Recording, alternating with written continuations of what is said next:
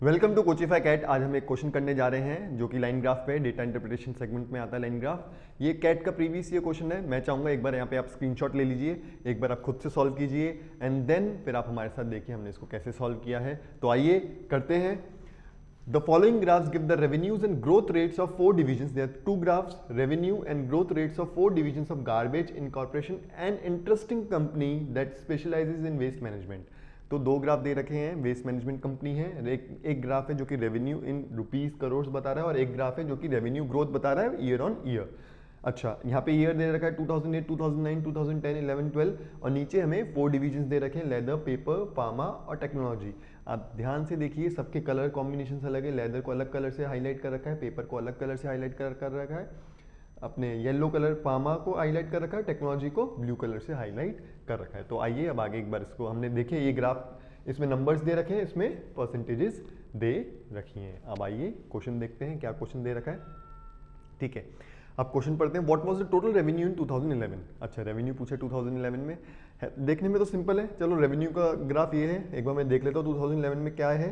2011 में जैसे मैंने देखा तो कोई भी फिगर नहीं बता रखा। अच्छा, अब मेरे मन करेगा चलो मैं आइडिया लगा लेता हूँ, है ना, क्योंकि एग्जाम है, एग्जाम में बच्चा क्या कोशिश करेगा। ठीक है, चलो आइडिया लगा लेते हैं, क्योंकि ये तो 92 दे रखा है ना 2010 में, तो ये अप्रॉक्सीमेटली 110 120 होगा, है ना, ये अप्रॉक्सीमेटली। अब यहाँ पे मैं आइडिया नहीं लगा पा रहा क्योंकि 156 है, 155 है, ये 212 है, तो ये कैसे डिवाइड होगा, ये किस रेशियो में डिवाइड होगा, इसका क्या होगा, तो मैं आइडिया नहीं लगा पा रहा, उतना कॉन्क्रीट आइडिया मैं नहीं लगा पा रहा। तो जब मैं जैसे मान लो ये लाइन है, ये लाइन 200, ये लाइन को मैं क्या बोलूँगा, जैसे इसको बोला गया है ये 232 है, ये 262 है, तो इस लाइन को मैं क्या बोलूँगा मुझे नहीं पता। 2011 का मैं रेवेन्यू डायरेक्ट देख के नहीं निकाल पा रहा। चलो अब मैं दूसरा ग्राफ देखता हूँ। दूसरे ग्राफ में से कैसी कोई तो इन्फॉर्मेशन होगी जिससे मैं निकाल सकता हूँ। चलो दूसरा ग्राफ देखते हैं।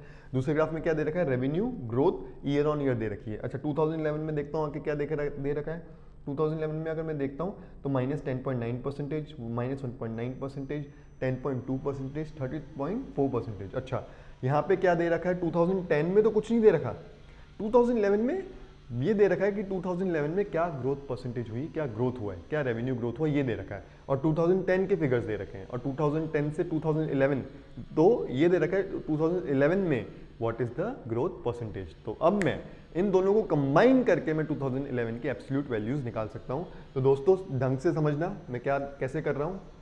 तो दोस्तों ढंग से समझना अपन कैसे इसको सॉल्व करते हैं। तो बेसिकली क्या क्या दे रखा है मेरे को दे रखा है रेवेन्यू 2010, ठीक है, मेरे को रेवेन्यू दे रखा है, और revenue growth in 2011, revenue growth in terms of percentages दे रखा है। और मेरे को क्या निकालना है, absolute value of revenue in 2011। मेरे को परसेंटेज नहीं चाहिए, मुझे एब्सोल्यूट वैल्यू चाहिए 2011 में क्या कितना रेवेन्यू था।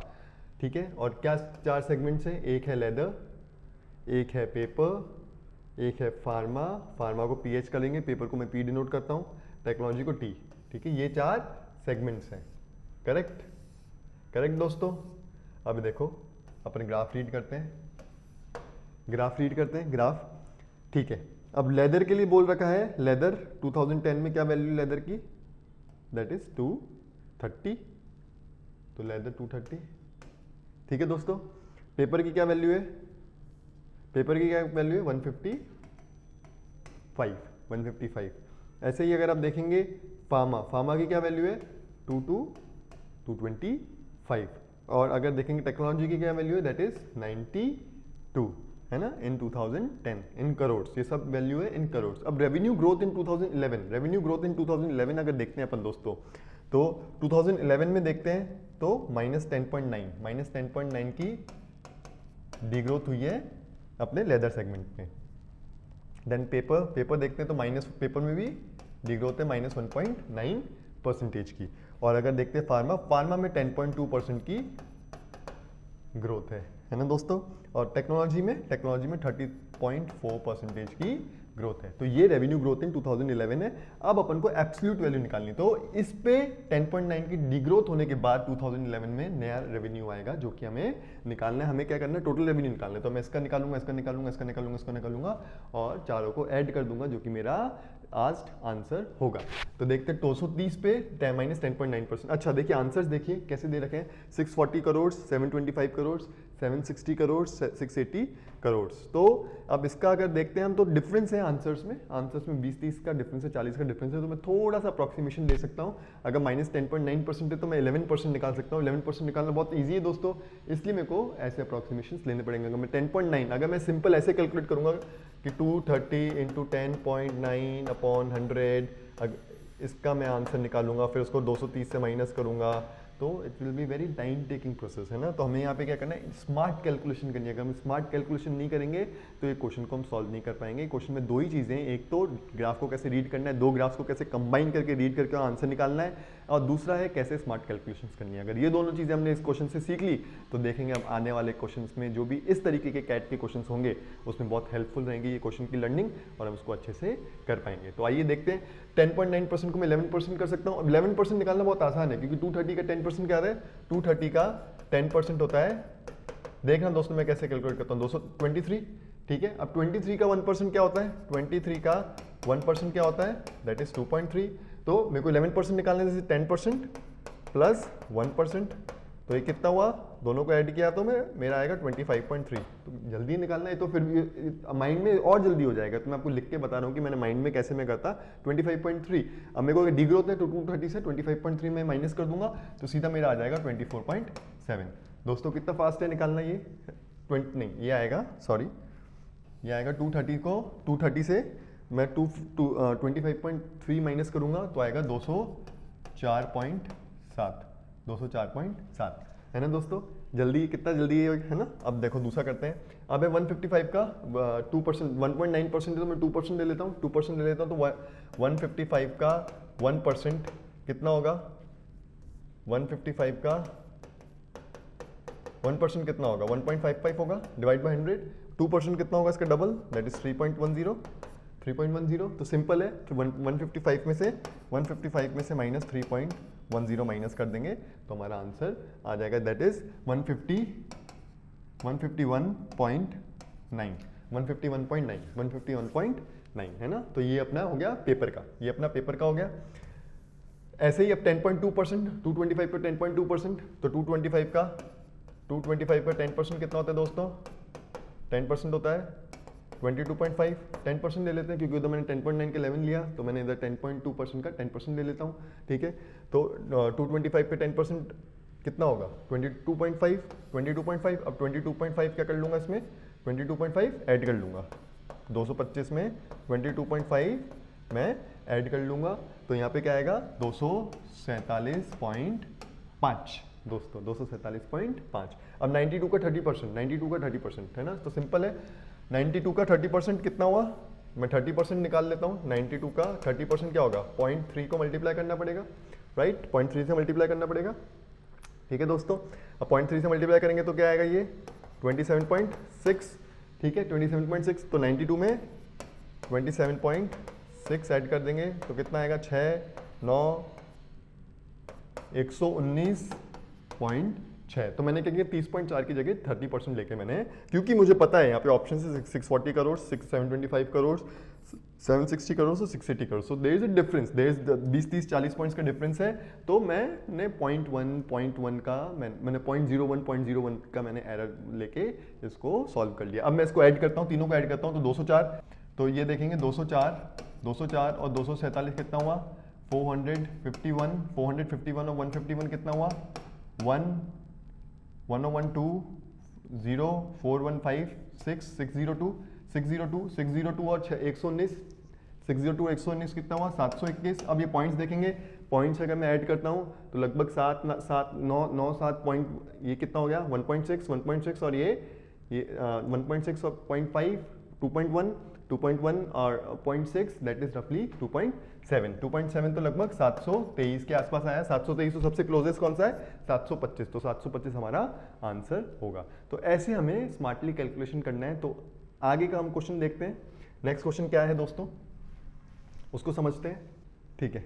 इन the year 2013 what was the share of revenue of the division pharma, division pharma का शेयर ऑफ रेवेन्यू क्या है। तो इसमें क्या पूछा है कि फार्मा डिवीजन कितना परसेंटेज कंट्रीब्यूट करती है इन the year in terms of revenue in the year 2013। तो इसके लिए हमें क्या आया 2013 में हमें सबके शेयर्स पता, सबके रेवेन्यूज पता होना चाहिए, एंड देन हम टोटल जो आएगा हमारा सबके रेवेन्यूज का, उसमें अपने कितना रेवेन्यू फार्मा कंट्रीब्यूट करता है वो हम परसेंटेज हम बता देंगे और वो हमारा आंसर होगा। तो अभी मैं आपको सिर्फ इस क्वेश्चन में क्या करता हूँ, मैं आपको स्ट्रक्चर बताऊंगा कैसे करना है। ये क्वेश्चन आपके होमवर्क में होगा क्योंकि सेम है एज इट इज जो हमने इससे पहले वाला क्वेश्चन किया, उसी की जैसे सेम है, उसी की जैसी सेम प्रॉब्लम है। मैं अभी आपको स्ट्रक्चर बताऊंगा हमें क्या करना है और आपको घर पे इसको सॉल्व करना है।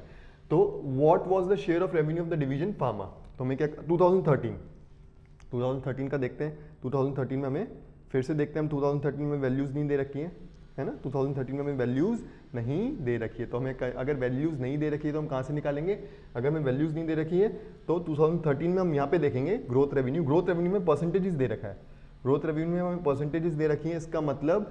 और अगर 2012 देखते हैं, 2012 में वैल्यूज दे रखी हैं, तो 2012 में तो हमें क्या क्या दे रखा है, रेवेन्यू इन 2012 ये हमें दे रखा है दोस्तों, ये हमें दे रखा है ना। और हमें रेवेन्यू ग्रोथ इन 2013 दे रखा है, ये दे रखा है। तो इन दोनों की हेल्प से हम रेवेन्यू इन 2013, ये एब्सोल्यूट रेवेन्यू इन 2013 ये हम निकाल लेंगे, यहाँ वैल्यूज निकाल लेंगे सबकी, लेदर की, पेपर की, फार्मा की और टेक्नोलॉजी की हम वैल्यू निकाल लेंगे। फिर जो वैल्यू आएगी उसको हम क्या करेंगे, टोटल करेंगे एंड देन पूछा क्या है हमसे, revenue of the division share pharma. तो फार्मा की जो वैल्यू आई, फार्मा की जो रेवेन्यू आया है ना, revenue of pharma in 2013 upon total revenue in 2013, ये इनटू 100 क्योंकि परसेंटेज में निकालना है, तो ये हमें निकालना है, ये हमसे पूछा गया है। तो मैं चाहूंगा इसका आप कैलकुलेशन करें, स्मार्ट तरीके से कैलकुलेशन करें और मेरे को कमेंट बॉक्स में इसका आंसर बताइए ताकि आप लोगों की भी प्रैक्टिस होगी। मैंने तरीका पूरा बता दिया, स्ट्रक्चर पूरा बता दिया, अगर कोई भी कंफ्यूजन है तो आप कमेंट बॉक्स में आप डालिए आपका कंफ्यूजन, हम इसको सॉल्व तुरंत करेंगे। अब आइए नेक्स्ट क्वेश्चन करते हैं, ठीक है। अब नेक्स्ट क्वेश्चन देखते हैं, नेक्स्ट क्वेश्चन में आप कैसे करेंगे। तो अब देखिए कैट कैसे उलझाता है, कैसे चीजें होती बहुत सिंपल है, बीच बीच में एकदम सिंपल चीज डाल देगा और बोल देगा कि ये इसका आंसर बताओ। आपको लगेगा अरे इसका आंसर मेरे को हो सकता है बहुत टफ हो, और फिर घूम के बहुत कैलकुलेशन करके उसका आंसर निकालते हो। तो जैसे which year saw the highest percentage growth in revenues overall, तो क्या पूछा है कौन सी ईयर में रेवेन्यू ग्रोथ सबसे हाईएस्ट रही है ओवरऑल, ये मुझे बताओ। तो अब देखो 2008 से 2009, 2008 से 2009 सारी ग्रोथ है, इंक्रीज हुई है। 2009 से 2010, अगर 2010 का देखें तो ये ग्रोथ हुई है, डी ग्रोथ है, ये बहुत स्लाइट ग्रोथ है, इसका ग्रोथ है ना। बट 2008 से 2009 तो सभी का ही ग्रोथ है। 2010 से 2011 देखें, 2011 तो ये ग्रोथ है, ये डी ग्रोथ, ये डी ग्रोथ, ये ग्रोथ है ना। तो 2 पैरामीटर्स ग्रोथ में, 2 पैरामीटर्स डी ग्रोथ में। 2009 से 10 में भी आप देखेंगे तो ये ग्रोथ में है, ये डी ग्रोथ में है, ये ग्रोथ, तो एक पैरामीटर है डी ग्रोथ में, बाकी 3 पैरामीटर्स ग्रोथ में है। अगर आप 2011 टू 2000 और 2008 टू 2009 देखेंगे तो सारे पैरामीटर्स आपको ग्रोथ में दिखेंगे, सारे पैरामीटर्स आपको ग्रोथ में दिखेंगे, है ना। यही अगर 2011 से 2012 देखेंगे तो एक पैरामीटर ग्रोथ में, ये डी ग्रोथ है, ये ग्रोथ है, और एक दो डी ग्रोथ है और 2 ग्रोथ में। 2012 से 2013 देखेंगे तो ये डी ग्रोथ है, ये डी ग्रोथ है, एक ग्रोथ है, ठीक है, 2 ग्रोथ है और 2 डी ग्रोथ है। 2013 से 14 में ये डी ग्रोथ, ये ग्रोथ और ये ग्रोथ। 2014 से 2015 में डी ग्रोथ, ग्रोथ। तो अगर आप देखेंगे, है ना, तो 2008 से 2009 एक ऐसा ईयर है दोस्तों जिसमें आपको एक शार्प ग्रोथ दिखती है, शार्प ग्रोथ है इसकी, बाकी सब ग्रोथ में बट इसकी शार्प ग्रोथ है। उसके बाद ऐसी शार्प ग्रोथ आपको 2009 से 2010 में भी देखने को मिलती है, बट उसमें एक एलिमेंट ऐसा है जो कि डिग्रोथ हो रहा है। बट एक ऐसा ईयर है जिसमें सारे एलिमेंट्स ग्रोथ में हैं। तो पॉसिबल आंसर है कि 2009 होना चाहिए इसका answer, possible. The closest answer जो मुझे लग रहा है कि जिसमें ग्रोथ परसेंटेज सबसे हाई आनी चाहिए, दैट शुड बी 2009, क्योंकि आप देखेंगे उसी ईयर में सब चीज़ें ग्रोथ की तरफ बढ़ रही है ना। बाकी सारे ईयर्स में एटलीस्ट 1 और 2 एलिमेंट्स डी ग्रोथ की तरफ जा रहे हैं जो कि पुल करेंगे लैडर को। अच्छा, ठीक है, तो अब ये और एक और हम चीज़ देख सकते हैं, जैसे कि और इसको और अच्छे से अगर हम समझें तो इसके अलावा सिर्फ ये 2009 टू 2010 था जिसमें शार्प ग्रोथ आ रही है एक एलिमेंट की, बाकी बट एक जो एलिमेंट है that is going under D growth. तो मैं जो इसका आंसर मार्क करता वो मैं करता 2009 मार्क करता which is showing the highest growth overall. तो इसका आंसर जो होता 2009 होता है। इसमें मुझे कैलकुलेट करने की भी ज़रूरत नहीं पड़ती, मैं इसको आईडी से और ग्राफिकल मेथड से मैं इसको एनालाइज करके एक इसके कंक्लूजन पे मैं पहुंच सकता था, है ना दोस्तों। ठीक है, अब आगे का क्वेश्चन करते हैं, नेक्स्ट क्वेश्चन। तो आइए, the profit margin by division in the year 2014 and 2015 are given in the table below. Profit margin दे रखे हैं, find the year on year percentage growth in profits in 2015, है ना। तो ये वापस कैलकुलेशन इंटेंसिव क्वेश्चन है। तो हमें क्या दे रखा है, प्रॉफिट मार्जिन दे रखे हैं, जो कि रेवेन्यू के ऊपर हम प्रॉफिट मार्जिन जब देखेंगे तो हम उसके थ्रू प्रॉफिट्स निकालेंगे, एंड देन हमें दोनों ईयर के प्रॉफिट्स को कंपेयर करना है कि क्या ग्रोथ है या डिग्रोथ है। तो ये दोनों ग्राफ्स का यूटिलिटी लेंगे, तो इसको अच्छे से सॉल्व करते हैं, देखते हैं कैसे करना है। तो हम क्या करेंगे, रेवेन्यू इन 2014 हमें निकालना है, फिर प्रॉफिट्स इन 2014 निकालना है, और फिर हमें क्या करना है, रेवेन्यू इन 2015 निकालना है दोस्तों, और फिर हमें क्या करना है, रेवेन्यू प्रॉफिट्स इन 2015 निकालना है ना। एंड देन हम दोनों प्रॉफिट्स को टोटल करके देखेंगे कि ग्रोथ है कि डिग्रोथ है। ठीक है, और ये क्या, लेदर पेपर फार्मा टेक्नोलॉजी। तो रेवेन्यू इन 2014 देखो लिखते हैं, है ना, ग्राफ में दे रखा है 2014 में क्या रेवेन्यू है। 2014 में क्या रेवेन्यू है दोस्तों, पेपर का है 130, टेक्नोलॉजी का है 172, फार्मा का है 180 और 262 लेदर का है, 262 लेदर का है। अब हमें क्या दे रखा है, प्रॉफिट मार्जिन दे रखा है। प्रॉफिट मार्जिन 2014 में लेदर का कितना था, 10% था, तो प्रॉफिट कितना हुआ 10%, 262 का 10% 26.2 होता है। आपको उस टेबल को याद रखना पड़ेगा। चाहे तो इस टेबल का एक बार स्क्रीनशॉट ले लीजिए,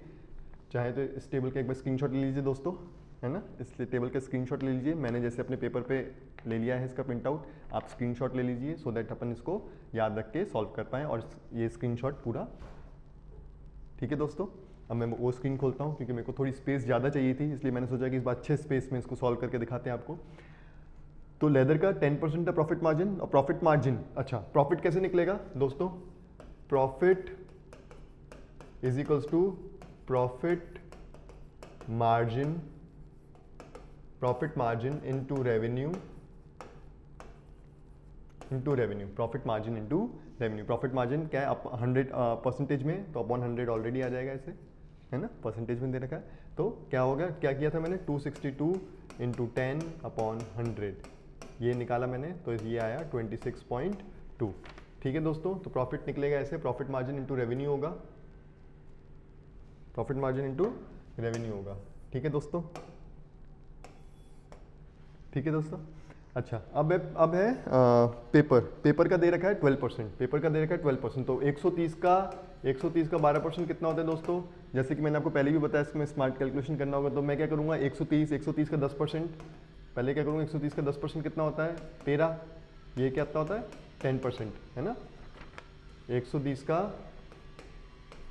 का 10% होगा 13, ठीक है दोस्तों। अब 130 का 1% कितना होगा, दैट इज 1.3, तो 2% कितना होगा 2.6। तो बेसिकली क्या करना है मुझे, 2% प्लस 10% इज इक्वल्स टू 12%, ऐसा माइंड में करना है दोस्तों। तो 10% कितना है 13, 2% कितना है 2.6, तो ये कितना हुआ 15.6, तो 15.6 राइट दोस्तों। तो बेसिकली 130 का 12% कितना हुआ 15.6। तो ऐसे माइंड में अपन को कैलकुलेट करना है, दोस्तों, है ना।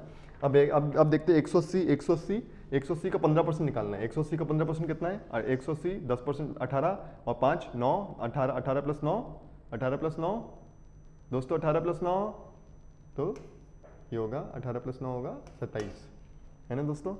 अब है टेक्नोलॉजी का 172